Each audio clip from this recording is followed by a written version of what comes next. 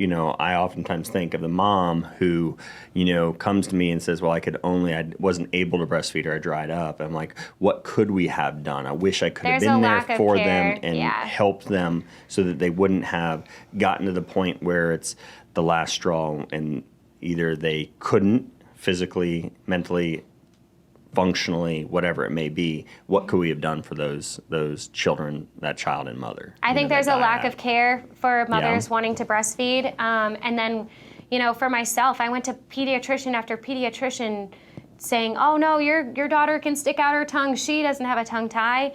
To me, being like, what's wrong with me? Why can't I feed my child?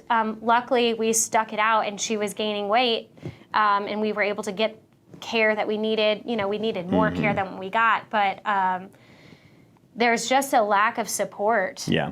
Okay. And that's where in educating people on tethered oral tissues, oral function, correct pacifier use, correct bottle use, how to feed your baby. So just educating basically people who don't know how to functionally assess for a tethered oral tissue, don't tell somebody.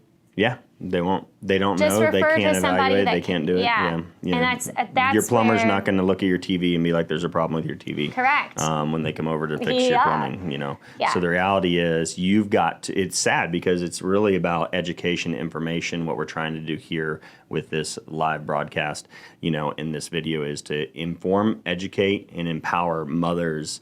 Kind of like geared towards moms, because that's the dyad that's going to be most affected to this, because it's not going to physically affect me. It's not painful to watch, other than watching my wife in pain. So there's an emotional situation there if I'm watching and seeing that. So we need them to be informed, knowledgeable, and that's what we're going to try and bring you guys more of in ways we're going to be able to further help children, mothers develop, be healthy, get rid of problems. I mean, listing it off. I mean, it's really cool because it's things that I've migraine, headaches in general, tension in the neck, pain, postural dysfunction. When you started talking posture, I'm like, posture is a key. There was posture effects and moderates. I'm literally quoting from what journal was it? A major medical journal said it was evaluating posture. And what I tell people is if you want to know how important your posture is, and posture starts at young children. When they start crawling and just holding their head up or sitting up, to me, I'm like, these kids aren't sitting up at 6 months. You better be figuring out why and adjusting and figuring out if there's a spinal problem. What is it? Because that's worrisome to me. But posture affects, and this is the quote, posture affects and moderates all physiological function from breathing to hormonal production, spinal pain, headaches, mood, blood pressure, and pulse are among the functions most easily influenced by posture. So if oral myofunctional therapy improves and can support appropriate and natural oral rest posture, holy cow. How much benefit could this have? And again, we don't know until we start correcting any of the dysfunctions that are there. Yeah.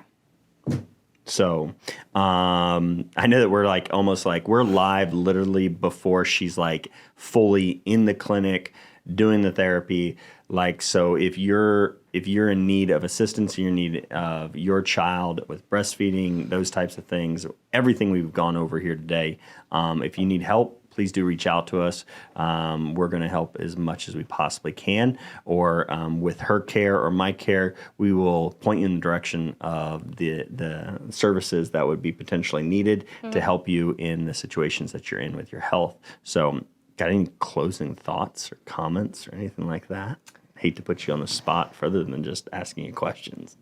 I just think, if you've been living with something for a while and you don't think it's normal, get help. I've seen from you excitement about the opportunity to start doing this care for children. Why are you excited about, you know what I mean? Well, I just have seen, I've struggled and come back from, and we're working through journeys with my own children and then myself. And, there's just such a lack of this care in general.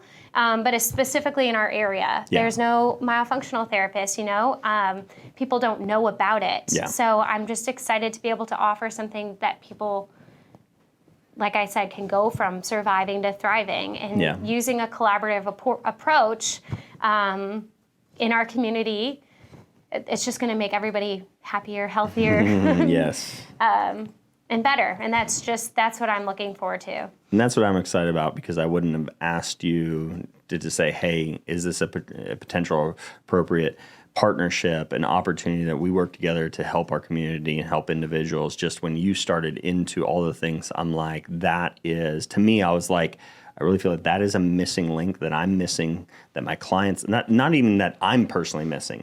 It's a missing link that the individual, the patient, the client, the child, the human being, they're missing. And what they're missing in that therapy and benefit is ultimately causing them to oftentimes miss out on life and that opportunity to fully thrive in life and do as well as they could in school, or so many of the other things that we've talked about here already.